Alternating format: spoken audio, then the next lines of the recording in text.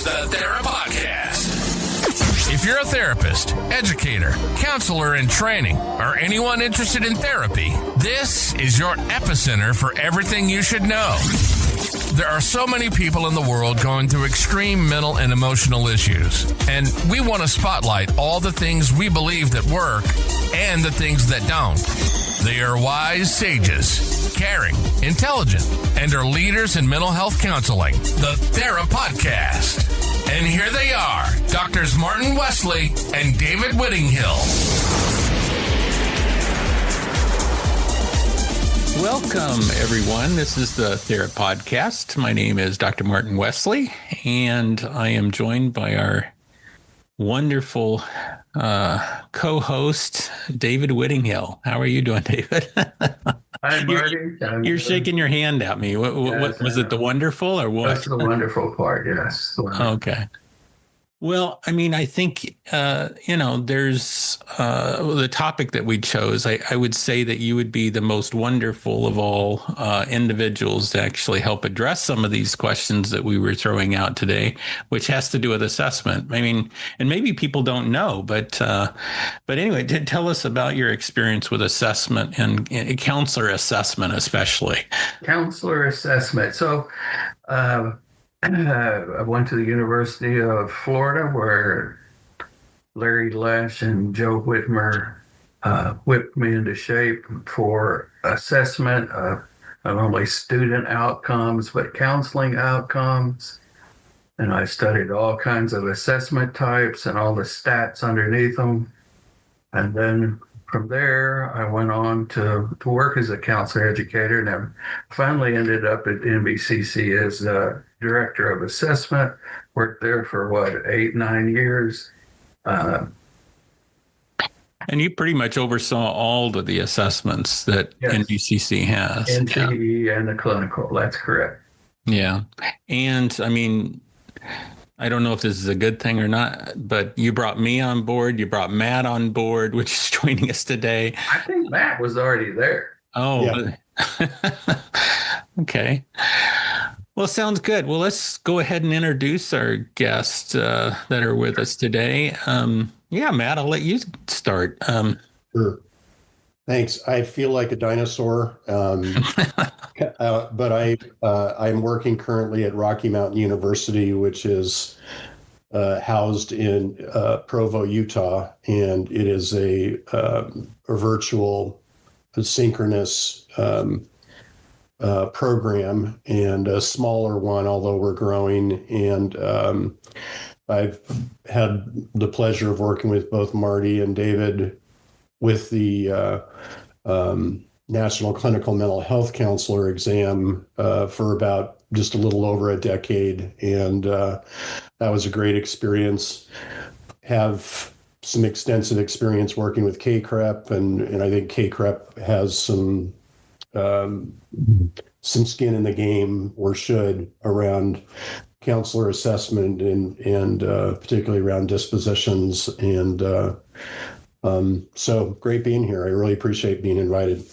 Yeah, excellent. And we also have Eric, who was actually with us last podcast. Yeah, Eric, go ahead. Tell us about yourself. Yeah, great to be here again. Eric Beeson. I'm professor and chair of the counseling department at Marshall University, and happy to talk about all things assessment. And I've been teaching an assessment class for, I think, a decade now, every single term, multiple sections per term. And people say, aren't you going to get burnout? And I say, I haven't yet. So excited to be here and just, rumble around in our mind about, what do we mean when we talk about assessment, and what are the best methods to do that kind of assessment? Yeah. There's a lot of chairs or former chairs or something in the group today. And it seems like that we get chosen to teach assessment quite often, because often nobody wants to teach it. So we sort of pick up the scraps. Is that the same for you, Jill? Good to see you, Jill. Good to see all of you. No, I haven't taught assessment since my doctoral student days. However, As department chair since 2015 at Western Kentucky University, I am responsible. I'm the key prep liaison. And so making sure that our assessment procedures, our key assessments are actually gathering data that we can use.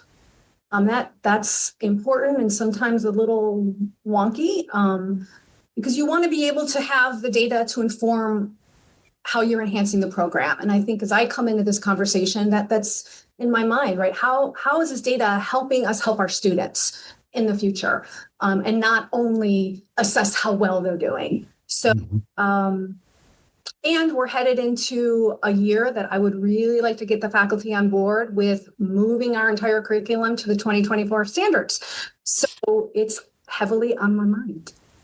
Sure.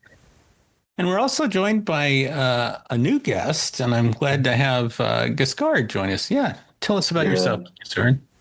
Yeah, super happy to be here. Thank you for having me. Dr. Giscard Petion, faculty alongside Marty at National Louis University.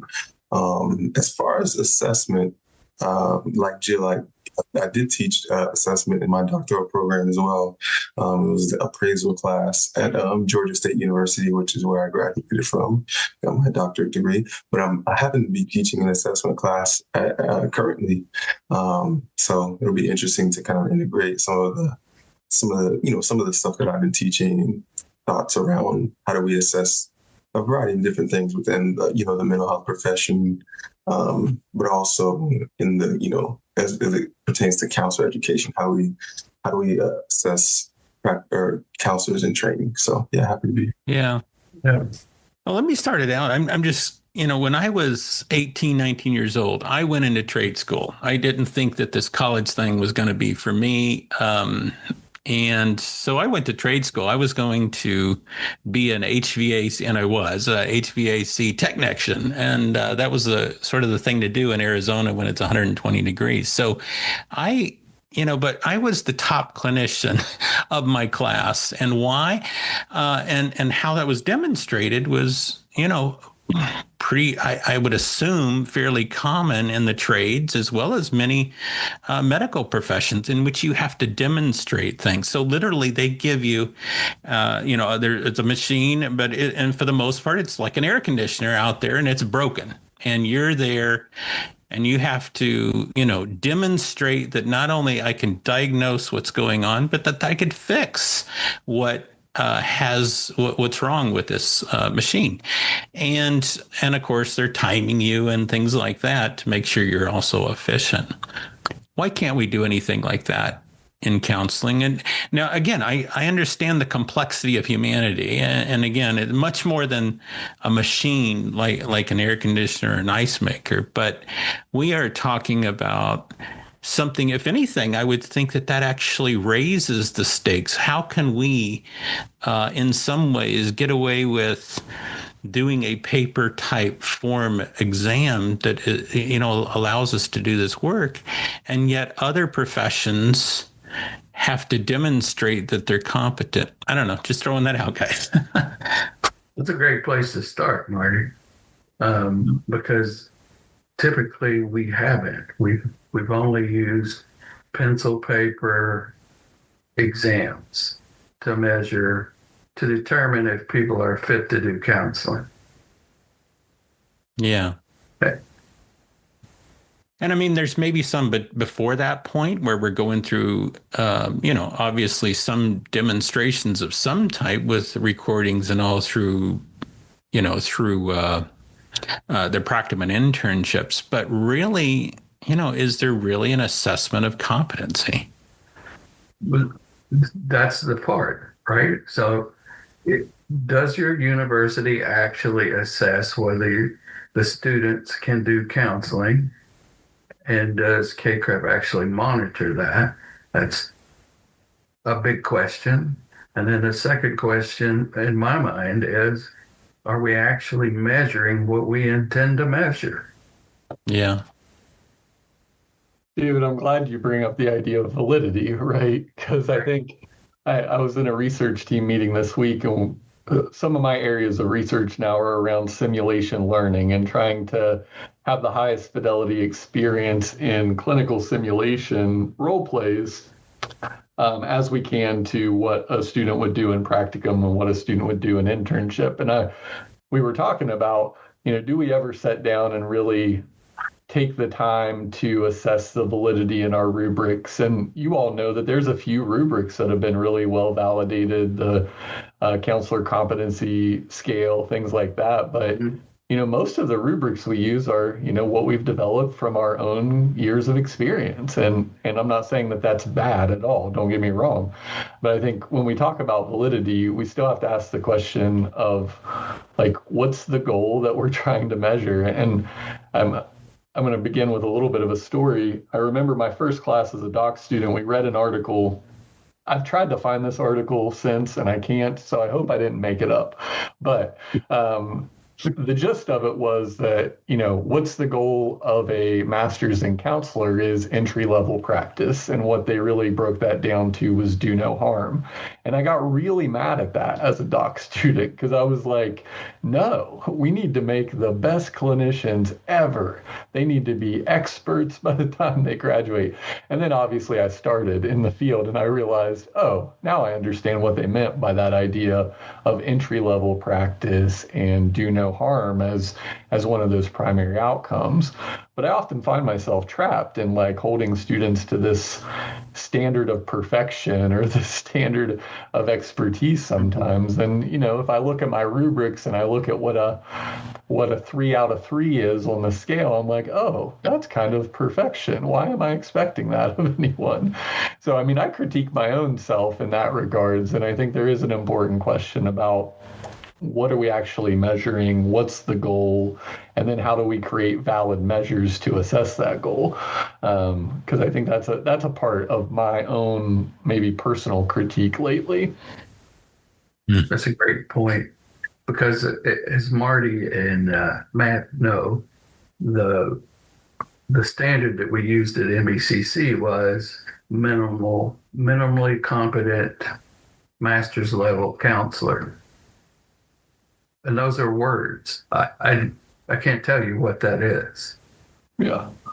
Well, and I wanted to add that I think that the job, and I feel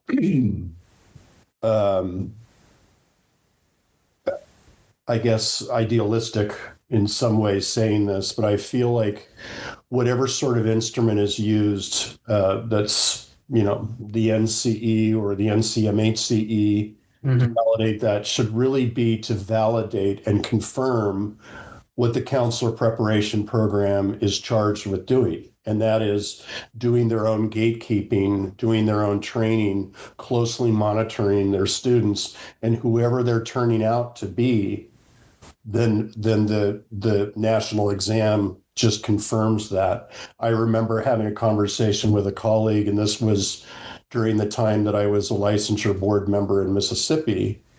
And the colleague basically said, it doesn't really matter what we do here. We're going to go ahead and just turn them out, and we'll let the real gatekeeping, or we'll let the licensure board take care of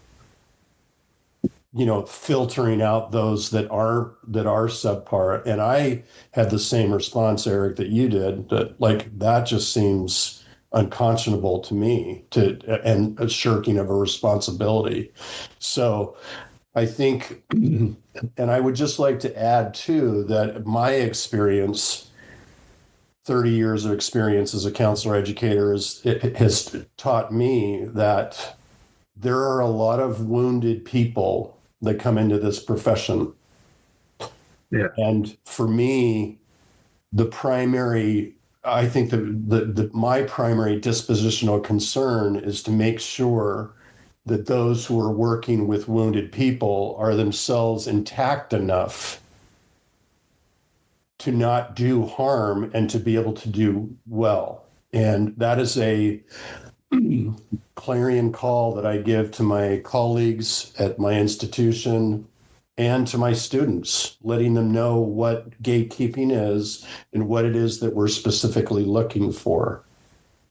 So I could talk all day about this, so I'm going to shut up. Yeah, just to tag on, one of the things that I was thinking about as you were speaking was, in some ways it's a matter of justice and informed consent that we have it together so that our students, even from the season of when they're inquiring about whether to apply for the program, what are we going to be assessing, right? And we have to know that. And I think we have to know that qualitatively and quantitatively. Yes.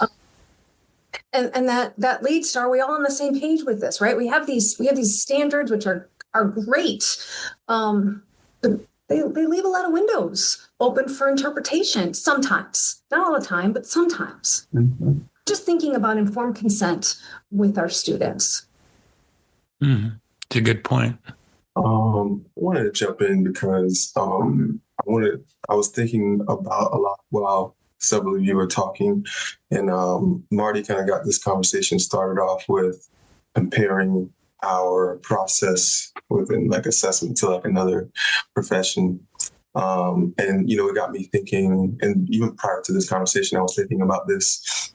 And I think that in our field and in a lot of different fields, we, get out to the working world, start to kind of maneuver and navigate amongst colleagues. And we tend to notice that maybe there are some folks that have gotten, these degrees and are doing this work that might not be as qualified as they should. Maybe, that they're missing the mark.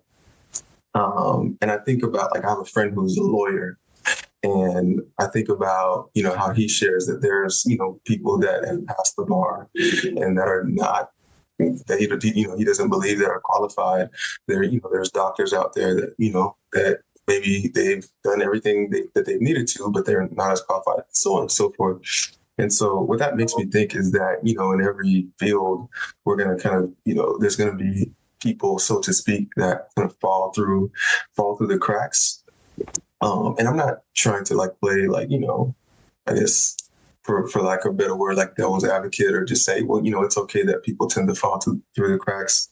But I think, because I think that's inevitable, but I think the question that we're asking here is, how do we shore up the process a little bit better? How do we make it a little bit more, not necessarily efficient, but make it so less people fall through the cracks, if you will. And I think, it's definitely through conversations like this. But I also think it's kind of tough because the counseling profession is a people first profession rather than a skills first, if that makes sense, right? I think about industries and corporations where there's, measures that, people are measured on, and that exists within our field as well. But for the most part, we can meet somebody, interview them, talk to them, never have seen them done the work, and come to the conclusion that they're, and I've seen this a lot, come to the conclusion that they're, qualified enough for our field to an extent, right? We haven't seen them do the work. So I think that plays a role into how we assess counselors, right? The culture of our field is people first. And I'm not saying that we need to switch to, kind of change the direction, but I think that kind of makes it a little difficult to envision a different way of assessing folks, when it comes to, making sure they're qualified and they're capable of doing the work in the ways that we envision it's supposed to be done. Yeah, no, good point, Giscard. Again, I've always told my students, you've entered into a profession that's not easy, like, rocket science or brain surgery. We're talking about the complexity of humanity, and that's not easy. And again, that's why this assessment conversation is so important, because it is complex. By the way, we've also been joined by good old Jerry Juhnke. How are you doing, Jerry? I am sorry I'm running late. So good to see everybody. Thank you. Good to see you, Jerry. Thank you. I'm thinking about Marty's wonderful metaphor about the air conditioner, and it's easy to define what the desirable outcome is in that case to some degree, right? We have an outcome that is the air conditioner works, and then we can say, did this method lead to that air conditioning working? But there's also this process element that I think is important in assessment too, where we might say, how did Marty go about diagnosing the problem? How did Marty go about accessing resources to solve the problem? And regardless of if the air conditioner actually worked on the back end, which is one part of assessment, I still think this process is valuable. And I think we have a lot to learn. And I think we're prime in our field that we don't always have to be just product assessment people, professions. We can look at process-based assessments and look at the decision-making process, the reflective practice piece. It's not always saying the right thing. It's sometimes thinking about why you said what you said, assessing the outcomes of what you said, and then figuring out what to do next. So I think that's part of the problem with designing outcomes is, it's not one size fits all. And perhaps the outcome is the process for counselor education. And I think there's some liberation in thinking that way, although there's also some uncertainty in thinking that way, because then there's not a clear recipe of what is right and wrong, except we believe in reflective practice and things like that. Golly, you really bring up a good point, Eric. I remember when I joined, David and all at NBCC, and I remember asking the question. I don't know if you remember it, David, but I said, "Is counseling a science or a art?" And I remember having that discussion. And again, because in many ways we're only trying to measure the science part of it, I think, especially with the NCE, but even with the NCMHC, and I would argue that we become. It's become almost using the Pritchard scale. Do you guys know what I'm talking about? The Pritchard scale? Okay, well, let me explain what I mean by that. If you've seen Dead Poet Society, now you know what I'm talking about. So here we are using this Pritchard scale. In other words, Dr. J. Evans Pritchard developed this book, and of course it's fictional, but the issue is he was trying to measure how great poetry could be based on certain measures. And again, to me, it's sort of like that interaction between humanity, and what we should be doing as counselors is we forget about, like you were saying, Eric, the process, which is so absolutely essential. And yet many times we resort to a Pritchard scale with an NCE or something, thinking that does it. And that should be acceptable. And we should take away the anxiety that any client may have because they passed this test. And yet I'm going, and we're in the profession and we know that, oh my God, I personally would struggle with having a phlebotomist get into my arm without even doing it in many ways and only taking a written exam. Yeah, I wanted to add something. I think a couple of points. Number one, I'll try to be brief about this. I think it also depends upon where you're working too.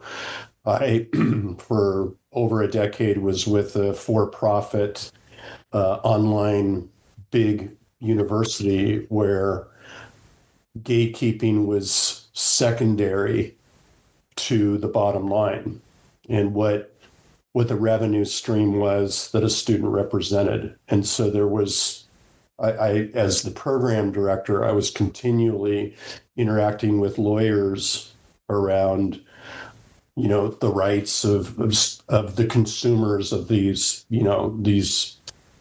educational products, et cetera. And it was very, very discouraging because there were students that were getting through that shouldn't have gotten through. Dr. Petion, your point exactly. And so I think that's a really important factor. Like, where do you work? Because I can say the longer that you work at an institution, the more institutionalized you become. I kind of took my place and just said, this is just the reality of where I work. Where I work now, which is more localized, it's a smaller program, it's more regional. The thing that I wanted to say is I think there's a parallel when we talk to our students about what is it that makes you an effective counselor. And I tend to believe that it's the personhood of the therapist, the counselor, that is really the primary instrument of care. And if that's the case for the students that we're training, then for us as counselor educators, we are the primary instrument in being able to assess someone's compatibility with this profession. And so I was chatting with David and Marty earlier that my big mission now in my program is to promote the idea that as a core group, and we have about 8 or 9 core faculty in our group, we must negotiate a way of being together. We must negotiate a way of being able to define what gatekeeping is, what our standards are behaviorally, et cetera, and what our role is. And we need to create a safe enough space so that we can keep each other accountable, but also safe to be vulnerable. For example, whenever I get sideways with a student and I'm emotionally triggered by a student, I need a place to land to say, I am sideways with this student. And I need some help seeing this clearly, because I realize I have a lot of power that could mess with this student's investment and their future.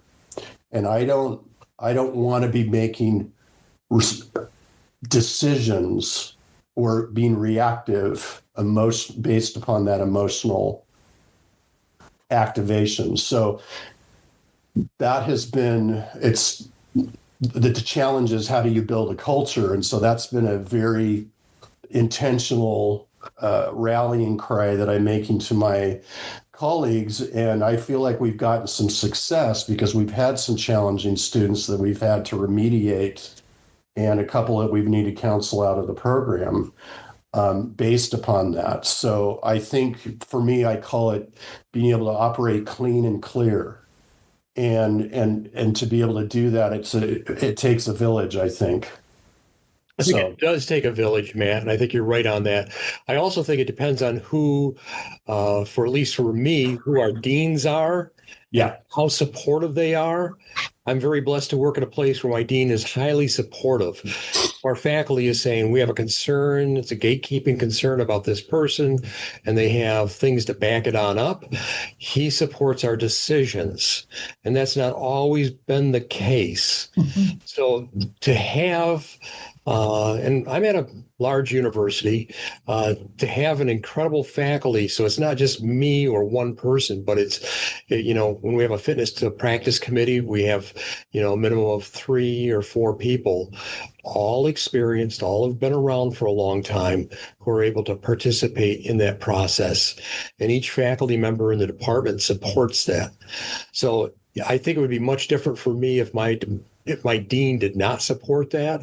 And I can say that it's not a money revenue thing for my department as much, and I'm blessed. I mean, I don't have any doubt that there are not times where people say, we're going to lose that student and that revenue. And our faculty and my dean have been really supportive, because we've said to him, when people say, where did you graduate from? Like, where the heck did you graduate from? Yeah. How did you get your degree? I think that's very potent. And other people will say, oh man, I don't want to go to XYZ University. Look at the kinds of people that they turn out, versus, my goodness, where did you graduate from? We've got some phenomenal students, and people say, wow, where did you graduate from? And I think that's the reputation we want. And Matt, I know it's really hard, but it really is nice to have faculty who are so committed to gatekeeping, and a dean who supports what we do. And like I said, it's not always been that way, but I'm very pleased that it is that way right now. And that's one thing that keeps me here. Yeah. I think as I listen to this conversation, I feel really hopeful, that we're at this point. And, when I look at, our requirements from our accreditation body about the degree of assessment that has to take place and all the checkpoints along the way. There's faculty input, site supervisor input, clients and practicum and internship input. Like there's NCEs, there's supervised practice, there's a lot of checkpoints along the way, right? And I feel pretty hopeful about that. The rest is about enhancement, and maybe that's where I don't mean to bring up KCRUP policy A2E again, but I mean, I think we got good assessment practices and plenty of gates in the way that I felt like we didn't need to add that one. And I don't know that that's any more valid than the existing assessment practices that we already had.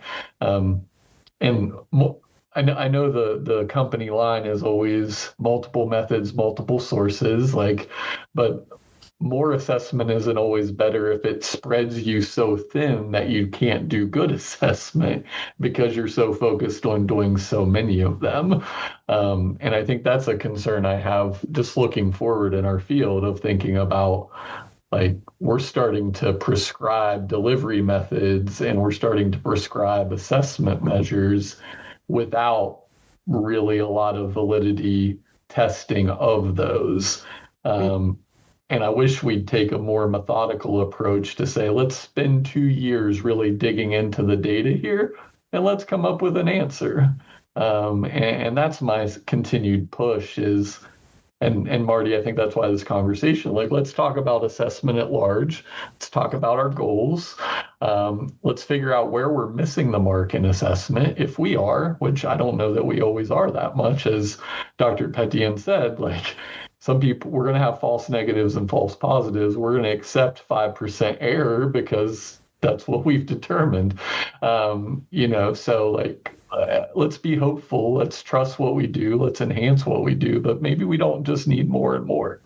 Two politically incorrect counseling professors and therapists with never-ending experience and wisdom who are proud to be politically incorrect. You're listening to the Thera Podcast. Now, back to your hosts, Drs. Martin Wesley and David Whittinghill.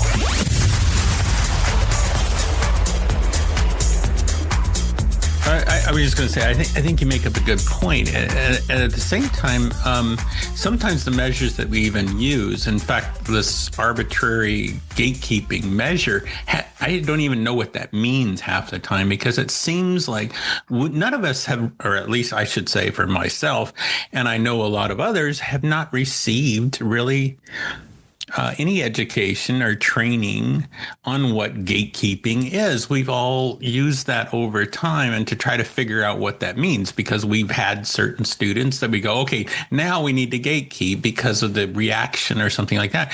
But then I've also seen where, let's say, a new faculty member, that's earned that right to be called doctor or something like that, they struggle with someone that they feel is disrespectful, and they say they need to be going to gatekeeping, when I'm thinking to myself, they have a doctorate themselves. Yes, they're not calling you doctor. They're calling you by the name. That's very appropriate. Or they have me look at their email and I'm going, I don't see anything wrong with it, but for some reason someone perceived it. So sometimes I think even the measures, or we say that we have these things in place called gatekeeping, and is a problem because we don't even know what it means. And I agree with you, what you're saying, Matt, in the sense we all need to be on the same page as faculty. But I've also seen how gatekeeping has been used to push an agenda or a philosophical view within a university. And they're trying to assess for ideological conformity.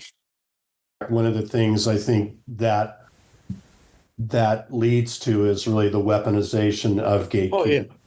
Yes. And to me, that's my comment earlier about being clean and clear with it. That is not clean and clear. That's pushing an agenda. And it's like, how, if that's happening, the faculty depend on each other, the students depend on the faculty to depend on each other to call that out and say, that's not appropriate, or that's outside of the scope of what we're doing. Mm-hmm. Two things that I'm thinking about, and this is how I got to meet lovely Dr. Juhnke is during my dissertation year in 2003 was on gatekeeping, and I interviewed, it was about 30 or 35 people about what they thought about the K-CRP standards that related to gatekeeping. And it was across the board. And in some ways, right, 20 years later, we're still having those conversations. So I was thinking about that.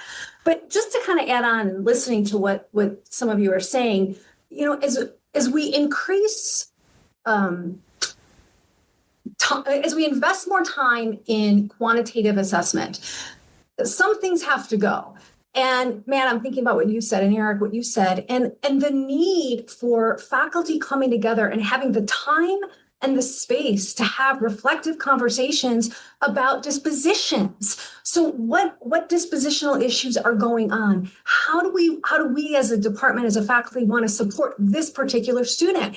You know, when we're adding other things, it's science, right? It's math. We take away often, if a department is not properly resourced or not resourced for whatever reason, time to have these conversations with greater reflection and sensitivity. So it's just, you know, something that I wish we had more space and time for. Excellent point. It used to be said that mastery of knowledge of a particular profession was equivalent to knowledge of application, which gets back to what Eric was talking about earlier. I'm not sure that our current exams measure application as well as they could. And that's why I'm excited about the idea of using video vignettes to measure what students actually know and can actually apply. Or AI. Again, this is a whole new world. I think, Eric, you were talking about that a little bit, but I mean, I could see, I've been using a little bit of AI with motivational interviewing as an example, and it will act as a coach in a sense, and you are the client, or you are the counselor, they'll be the client, and then they'll give you feedback after each response. And I'm telling you, it does very, very well. But again, I think the issue is, you know, is creating an exam that's fair to each other person. And again, we're talking about how do you be objective with such a subjective, you know, material. I don't know how to get there yet, but golly, we need something better than what we have. The NCMHCE, I think, is so much better than it was before, but it still is not where we want it to be. Yeah. And Marty, I'm glad you kind of teed that up a little bit for me. I mean, this has been my area of research for going on probably 2 years now, and for AI, that's like 2 decades or something. Well, sure, but like I've been involved with deterministic AI chatbots for, I don't know, 8 years or so, but they never got me excited, and I didn't even get excited about generative AI until I said, once I can facilitate an hour-long session with a chatbot as my client, I'll get excited about it. And that happened about 1.5 years ago. I could facilitate an hour-long intake session with ChatGPT voice, and it felt as real as it needed to feel for that experience for me.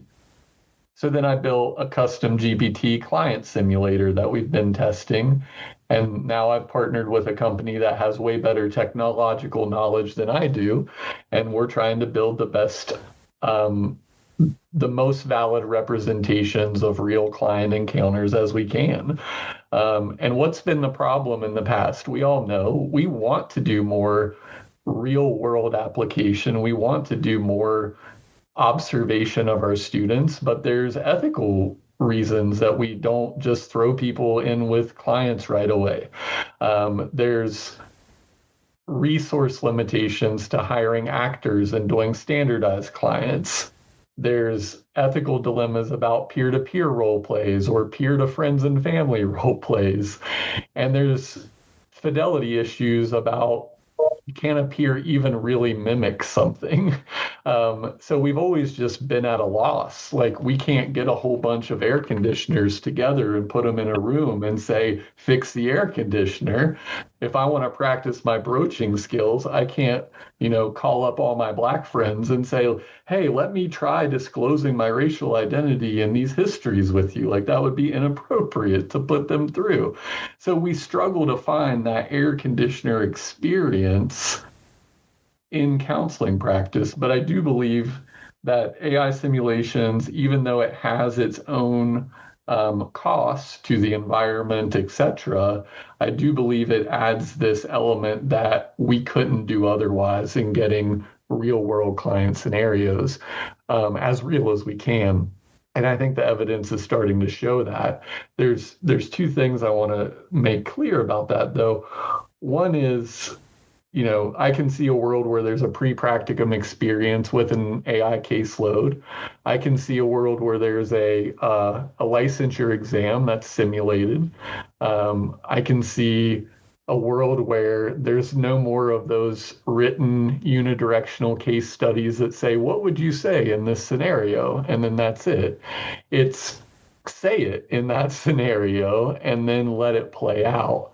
But I still think it comes back to something a little bit deeper, because even in the feedback in those simulated environments, there's an assumption that there's a right way to do it, right? Mm-hmm. And a not so right way to do it. And I think I don't want us to miss the mark on this process-oriented assessment piece. And Matt, what you said earlier really, I think, illuminated this for me. Matt, if you were a doctoral student and you just described that interaction you had, you were self-aware enough to notice you were getting sideways, you knew to reach out and consult around it, and you knew the barrier of what you needed to do as an educator. And I don't even care what Matt did. That process is what I look at, and I say, yeah, Matt, great job. So I think that's something that's untapped. Maybe, I know we all believe it, but maybe we haven't captured it in assessment as much, is how do we assess the decision-making and the reaction to messing up. And that's why I like simulations. I was talking with some nurse simulation educators recently, and they were telling me, our goal is for our students to fail in simulations. We want the simulated client to they were being a little bit hyperbolic, but they're we want them to mess up, because we want them to know how serious it is, to desensitize them to that, and to get real about the practice. And I think we've just never had that kind of technology. And now we do. I don't want you to do one recorded session with a client. I want you to do 10 simulated sessions focusing on this one thing. And I want you to reflect on it. And I want you to show me the mistakes that you made and how you grew from that and what you learned from that. And to me, that's what I want to assess more than, you use 12 open questions and a ratio to 2 closed questions. Yeah, that's better. But I want to know why you asked that closed question there and what you learned from that. And I think that's an assessment piece that I don't ever want us to miss in these conversations. That's great stuff, Eric. Yeah, I love, Eric, what you said. And Jill, I want to get back to what you said too about just being so pressured and having so many tasks to attend to that you don't have the space to be able to do what you need to do to have these kinds of conversations. Eric, I'll just share with you, in my program now, I co-teach the counseling skills course, which has evolved into becoming a major gatekeeping piece within the curriculum. And Eric, I role play a client for each of my students. And so we might be team teaching 35 students in a semester.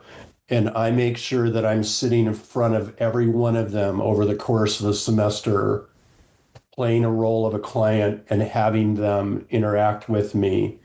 And again, being process oriented and taking the break and sharing, this is how I'm experiencing you. This is what the tendency is, etc. So to be able to, and that's a lot of that's a lot of intention, and that's a lot of, I just feel like I'm worn out by the end of the semester. But I think to be able to have something where you have those simulations integrating AI would be just really, really profound for a student to self-assess and for faculty to be able to mentor them and help them level set and contextualize what they're doing. Love it. Yeah. Man, I'm just thinking, and I apologize if I'm referencing that policy again, but rather than another assessment point, what if there was a point for formal student reflection? I mean, because, in practicum and internship, most of us probably have our students self-reflect, but who's sitting with them for 20 minutes or 30 minutes? Focusing. Yeah. And maybe it comes up in site supervision or supervision, but often that's triadic, and so there's not really a gatekeeping theme, but if this first point of the residency was kind of, again, I'm thinking and imagining and fantasizing out loud, I think in going back to gatekeeping, sometimes students naturally gatekeep out on their own because they were provided gentle, safe, sensitive support, so they can talk through, I get I'm not meeting these particular formal standards, and I'm struggling with this, and you know what? Maybe this isn't the profession for me. Mm-hmm. Mm-hmm. Yeah. Love it. So, we sit down at the end of every term, we look at all our data points, we do our individual student assessment every term. And, I'm happy because I see convergence in our data between all our assessments, but I also am coming to the conclusion of there's one measure that tends to be pretty predictive of the others as well. And I'm often like, do we even need those other measures anymore if this one is the most predictive? Yeah. But we're not allowed to do that. We're not necessarily allowed to find the best measure that's the most predictive of the outcome that has the most validity. Quantity. Eric, what is it? In our case, it honestly has been course grades that has been the most predictive of everything else. Wow. If we see an area come up with course grades, we see an area in our disposition assessment. We see something come up in our site supervisor evaluation. And it may be that that's the way we have our rubrics feeding into our course grades. And this is a validity conversation because I think some people criticize using course grades, but I think if you structure a course grade like a global score on a test and assignments are subscales or something like that, then I believe there's a little bit of internal consistency in those scores that can be predictive of the outcomes that we want. And that shocked me, really. I was never one to say that course grades hold a lot of validity, but after looking at individual student assessment data every single term for 360 students every single term and just getting lost in the weeds and being like, there's got to be a better way to spend our time here. I'm like, wow, course grades do seem predictive of the other measures. So if we're going to use psychometric language, is there the need for a short form rather than the 172 item test? Maybe a short form would work. Mm-hmm. I like what you said too, Eric, and I'm curious about that. I mean, this future of AI in this assessment process is exciting. I think, again, we're not going to harm clients. We're not going to have to make up scenarios. In one sense, we have an AI, and hopefully they're not going to, AI or Al Ingalls or whatever we want to call them, is not going to commit suicide after a session. But, but again, as you mentioned, it's sort of what we're putting in some ways as to what, and again, my God, counseling is so fluid sometimes. Is it right to put your hand on their shoulder when they're crying? Is it appropriate to put your arm on their leg? Well, it depends. It depends on the individual, and it may be the absolute best or the absolute worst type intervention. I remember once I was struggling with a client, and I called up Matt, and I said, Matt, I am struggling with this client. This client is, extreme OCD and panic, and he hadn't left his apartment, the top part of his house, for some time. He was afraid he was going to get rabies. It was an extreme phobia, I remember Matt telling me, well, have you tried this? And it was really a radical statement. I don't know if you even remember this, Matt, but you said something like, well, you know what? Tell him this, and I think you were going to sort of a addiction metaphor. Tell him that, that belief system, that he's their bitch, and he really was forceful in the way. And, I used it and it actually did help there. But again, it was very unique. And again, I wonder if you tried some new things with certain clients. Sometimes, sometimes you fail, but sometimes it really breaks open something. And I'm not sure can we do that with AI? Would it allow us to go and try new things? And, that's never in a textbook, as an example. But I know we're almost up the hour, but I'm just thinking, Marty, when we create all of these assessments, we're essentially creating a box that makes it very difficult to be creative and be flexible. I mean, the stronger the box is, the less creativity. Right. We go back to the Pritchard scale. Yeah. Yeah. Great point. Yeah. It's fun. I started to, in all my rubrics, I now have a learning memo and self-reflection, part to all my rubrics now that I weight very highly. And students are caught off guard. Actually, they're like, I get credit for this. I was like, yeah, you get credit for this. So do a learning memo, do a self-reflection, and, the other stuff you're going to get feedback on too. But, I don't like the idea of rewarding people. I don't like education just being a pursuit of rewards, but that's the system we have, right? So if I'm going to reward something, I also want to reward the reflective practice piece. I want to reward the engagement in the process piece.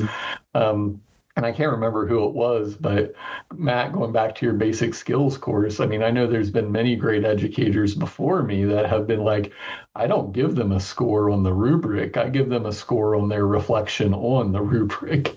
And I think that's the stuff that's, it is a pivot in our brain, and we're a product of the educational system we're in, and it's hard to get out of that box, as Jill said. And maybe it's harder to justify a dismissal based on something like that. But if that's the most valid indicator and predictor of success as a counselor, then I think that's something I would like to fight more for, that kind of assessment, rather than, some of the others we might be mandated to do. The other point that you made, Eric, that I think is really powerful about rewarding the reflective piece is also the inverse of that, and that is not punishing people taking risks and trying every technique that they learn is a personalization of what it is that they understand that technique to be. And for me, it's just like, I want my students making mistakes. I want them taking risks, because that's the only way they're going to grow. Yeah. That's the failing forward perspective, right? And Jill, I think your point really speaks to that too, because that box brings a lot of pressure and a lot of conformity to where people think they have to be a certain way. And there are some minimum standards. We know those, but I think we all believe it. I think we're also a product of systems that try to operationalize everything and put it into that box in a way, even though we might not know the validity of that box. And then we got to send it to Marty to fix, because Right. Well, Giscard, what kind of follow-up do you have for us? Here you are, you're the newest in our profession here, at least in this group, into the counseling profession. And so you've sort of come from that world of, I'm sure there's been all kinds of assessments that you've gone through to get to this process from, you were with the NBCC, the Minority Fellowship. You got that, and I'm sure there was an assessment process for that. What's some of your takeaways from today?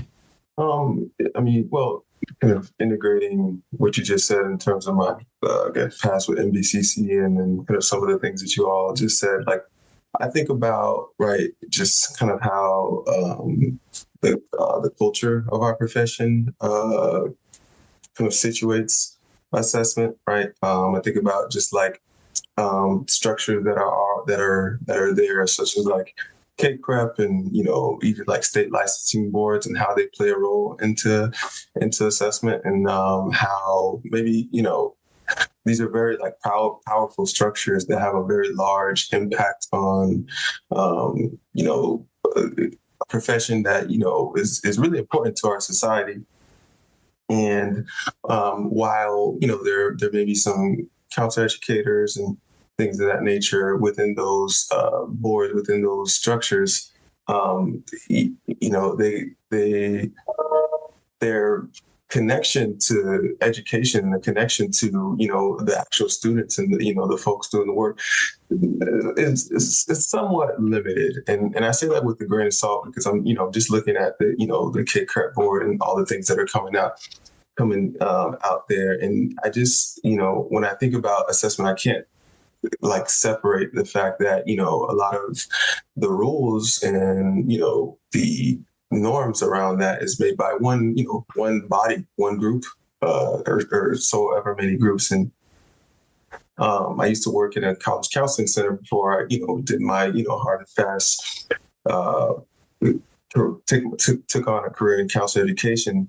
And some of the gripes that you hear all the time is we have to jump through so many hoops. Once we've already gotten our degree, we have to go get 2,000, 3,000 hours of supervision, and then we have to go take a test, take an exam, and then we have to do so on and so forth.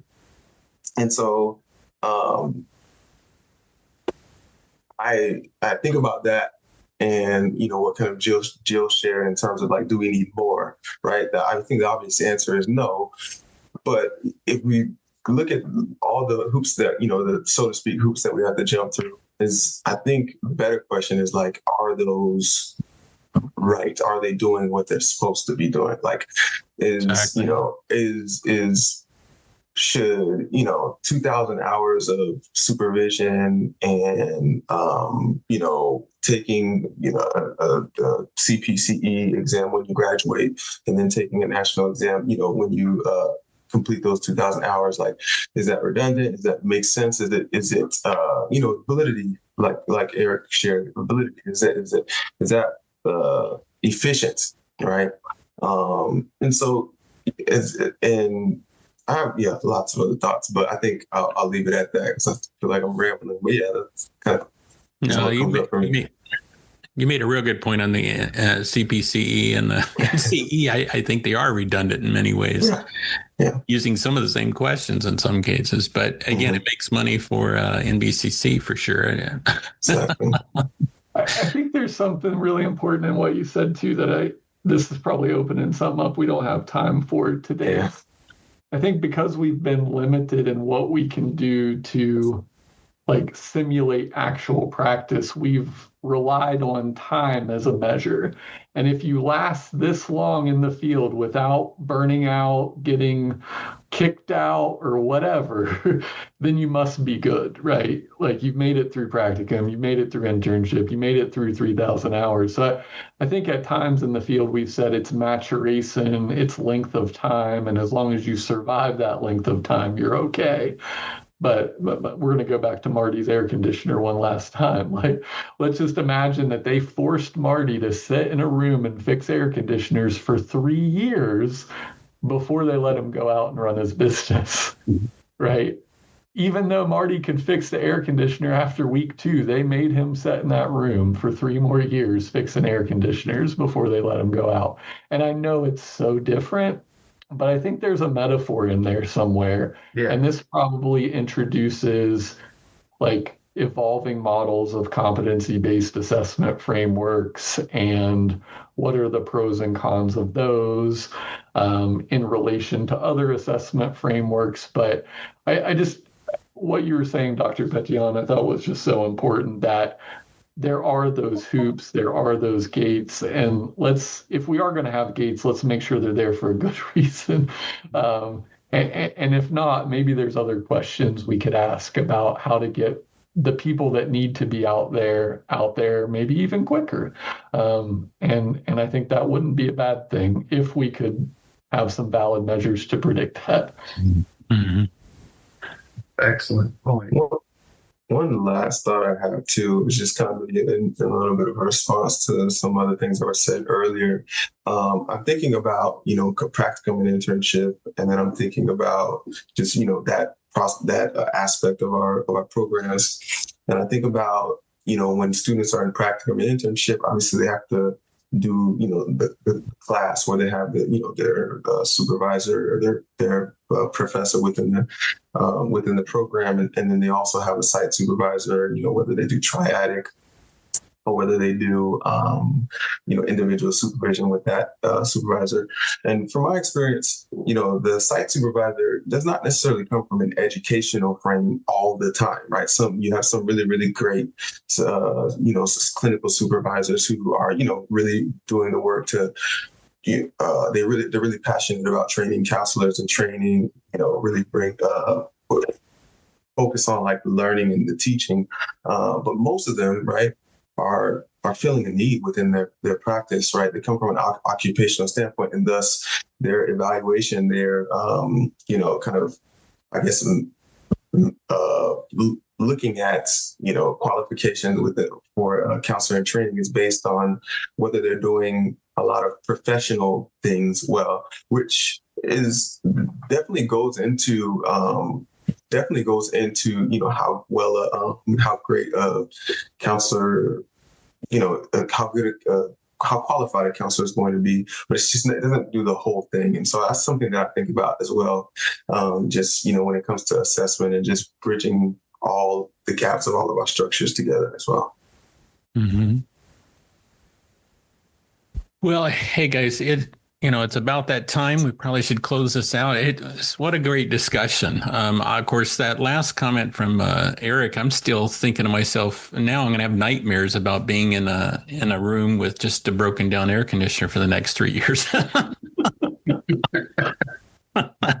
But hey, it has been great, and I even love the way that we were closing it there, even thinking about maybe we should even pull back on some of these assessments and just getting people out early. I'm thinking of one client specifically. Or not client, but a student. I've got a student that is a surgeon. He's already gone through medical school and been practicing for decades, and he wants to be a counselor. And I would think there should be a fast track for someone like that that's already gone through all this experience and stuff. So bringing up some good points. So it's been great. Jerry, you need to have our last word though. This has been so enjoyable. And I really believe that there are ways to expedite people getting in the field. I just think we have to figure out how to do that. We need more counselors now than ever before. Here in Texas, we just had the floods. I know we had like 6 or 8 people who died through the flooding here in San Antonio. I think it was 143 up in Kerrville. And honestly, we had in Spring Branch a couple of years ago, we had a mass shooting there with 127 people. We had Uvalde with 23 young people who were killed, or 27. And when I first came here, we provided psychosocial assessments and interventions with I don't know how many of the 14,000 Hurricane Katrina survivors who were moved to San Antonio. So I think those experiences really help out our students. But I think you're right. There's got to be a different way to look at things and expedite the needs. And I think we can do that. The brain power that's right here is just incredible. So I'm very optimistic. Thanks for everybody participating and helping me learn so much. I appreciate that. Yeah. Same here. Thanks, everyone. Appreciate it. Till next time. Till next time. Thanks, Marty. Thanks. Joe. Take care, everyone. Everyone. Awesome. David. Good to see you. Thanks, David. You've been listening to the Thera Podcast. If you're a therapist, educator, a counselor in training, or anyone interested in therapy, this is your epicenter for everything you should know. Dr. Martin Wesley and Dr. David Whittinghill are counseling professors and therapists who have endless knowledge and wisdom. We hope you've enjoyed the show, and we hope you've gotten something from it. We'll be back soon, but in the meantime, you can find our website at www.therapodcast.com. Find the show on all the major podcast platforms. And to email Dr. Wesley, send it to wesleyphd@gmail.com. Take care and see you next time on the Thera Podcast.